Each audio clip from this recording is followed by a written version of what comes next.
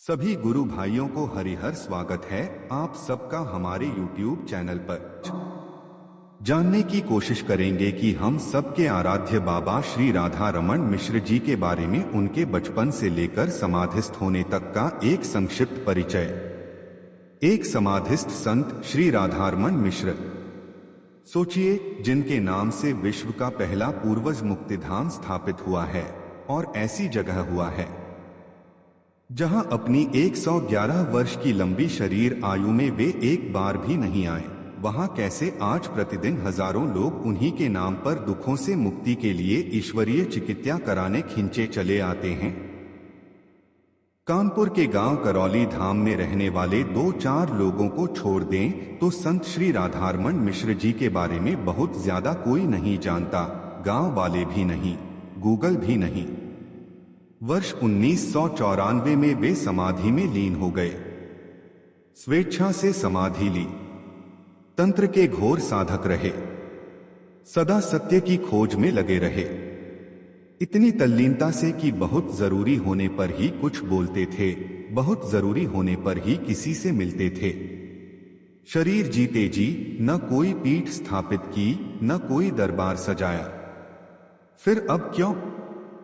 इन्हीं प्रश्नों के उत्तर इस वीडियो में खोजे गए हैं। इस दृष्टि के साथ कि प्रकृति अपने रहस्यों से पर्दा उठाने के लिए कब, कैसे और किसका चयन करती है। कभी संतों महापुरुषों से यह कार्य कराती है, तो कभी डॉक्टर संतोष सिंह भदौरिया जैसे सामान्य व्यक्ति से भी यह करा देती है, करा रही है। करौली धाम इसी का प्रमाण है। कानपुर की नरवल तहसील में गांव है पाल्हेपुर। वहां के निवासी श्री शिव शंकर मिश्र व माता कांता जगरानी देवी के पुत्र के रूप में 1883 में श्री राधा रमण मिश्र जी का जन्म हुआ। कहते हैं पूत के पांव पालने में दिख जाते हैं। राधारमण जी के पांव भी ऐसे ही थे, किसी तलाश में ये भटकते ही रहते थे। शायद अपने पिता के संस्कारों का प्रभाव ज्यादा था।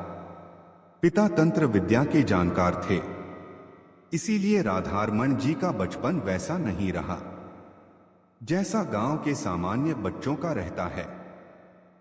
वे पहली बार 13 वर्ष की आयु में ही घर से निकल गए, सत्य की खोज में, तंत्र विद्या में पारंगत होने के लिए आसाम प्रदेश चले गए, माता कामाख्या की सेवा में। कई वर्ष बाद गांव पाल्हेपुर लौटे। इस दौरान वहां की व्यवस्था में कुछ फेरबदल हुआ। राधारमण जी की माता जी को उनके मायके फतेहपुर के गांव बरिगवा में नाना जी श्री रामनारायण अवस्थी की पैतृक संपत्ति मिली। इसके बाद राधारमण जी के पिताजी ने निर्णय लिया कि वे बरिगवा में ही रहेंगे, इसलिए उन्होंने गांव पाल्हेपुर की संपत्ति अपने वहीं के परिजनों में वितरित कर दी और बरिगवा आ गए। इसी प्रक्रिया और बदलाव में राधारमण जी की शरीर आयु 20 वर्ष हो गई। पिताजी ने उनकी शादी कराने का निर्णय लिया ताकि दोबारा घर से न चले जाएं। उम्र भी हो गई थी, इसलिए तत्काल शादी भी हो गई। एक पुत्र रत्न की प्राप्ति हुई। इकलौते ही पुत्र रहे, लेकिन राधारमण मिश्र जी महज गृहस्थ भोगोपभोग के लिए ही नहीं बने थे। शायद नेति ने उनके लिए कुछ और निर्धारित कर रखा था। उन्हें तंत्र व्यवस्था का सत्य खोजना था। वे फिर घर से निकल गए। देश भर के संतों विद्वानों से मिलते रहे, लेकिन असंतुष्ट ही रहे, क्योंकि कोई भी संत उनके प्रश्नों के उत्तर नहीं दे पाते थे। स्पष्ट कर दें कि तंत्र का अर्थ प्रकृति की व्यवस्था से है, न कि जादू टोने या चमत्कारों से। परंपरा में तंत्र के साथ मंत्र को जोड़कर संपूर्ण व्यवस्था, जिसमें कि अदृश्य जीवन भी शामिल है, उन सभी के क्रियाकलापों को देखने, समझने और मानवीय आवश्यकता होने पर सकारात्मक ऊर्जा से हस्तक्षेप करने का विधान रहा है। लेकिन तंत्र व्यवस्था की समझ न होने के बावजूद पोंगापंथियों ने इसे लोगों को प्रभावित करने और अपने हित साधने के लिए प्रयोग करना शुरू कर दिया, काले जादू की तरह से।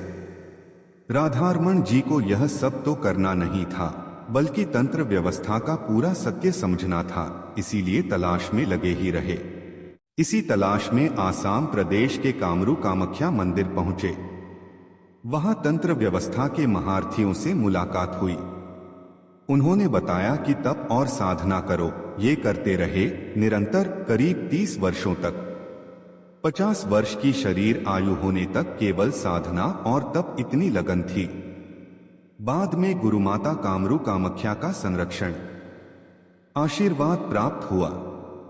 इन्हें कुछ तसल्ली हुई कि कुछ मिला। फिर गांव वापस आ गए। यथोचित उपकार करने लगे, मगर बेहद शांत तरीके से। न कोई आयोजन करते, न कोई प्रचार, दान चंदा किसी से लेते नहीं थे। खेती किसानी करते थे। कहीं आते जाते भी कम ही थे। राजनीतिज्ञ, अधिकारी, व्यापारी, गृहस्थ सभी आशीर्वाद लेने बरिगवा जाते थे। कर्मों के अनुसार राहत पाते थे। इसी में राधारमण जी की आयु करीब 60 वर्ष हो चुकी थी, इसलिए अब ज्यादा दौड़ भाग नहीं करते थे या करना भी नहीं चाहते थे। शायद नीति अनुसार जरूरत भी नहीं समझते थे। अंत समय तक गांव के बीच बने मिट्टी के 2 खंडीय घर में रहे। सामने शिव मंदिर था, वहीं कुआं था। घर की छत पर तख्त डालकर बैठे रहते, वहीं लोगों से मिलते थे। इस तरह यथासंभव उपकार करते करते वर्ष 1994 में 111 वर्ष की आयु में ब्रह्म लीन होने यानी जीवित समाधि में जाने का निर्णय लिया। फिर घोषणा पूर्वक सभी गांव वालों को समाधि की तिथि भी बता दी। अपनी समाधि स्वयं ही तैयार कराई। समाधि में किस तरह से उन्हें बैठाना है, क्या क्या प्रक्रिया करनी है, यह भी गांव वालों को बता दिया। साथ ही एक चेतावनी भी दी कि समाधि लेते ही गांव में आंधी तूफान आएगा, डरना नहीं। ग्रामीणों ने उनके बताए समयानुसार उन्हें समाधिस्थ किया। वे बताते हैं कि उनका शरीर बहुत कोमल हो गया था, दमक रहा था और खुशबू आ रही थी। समाधि होते ही गांव में काले बादलों के साथ आंधी आई। गांव ही नहीं, आसपास के कई गांवों में, जंगलों में बड़े बड़े पेड़ भी उखड़ गए। लेकिन इसके बाद बेहद मनोनुकूल शांति हो गई। इसके बाद इक्का दुक्का लोग उनकी समाधि पर आते जाते रहे।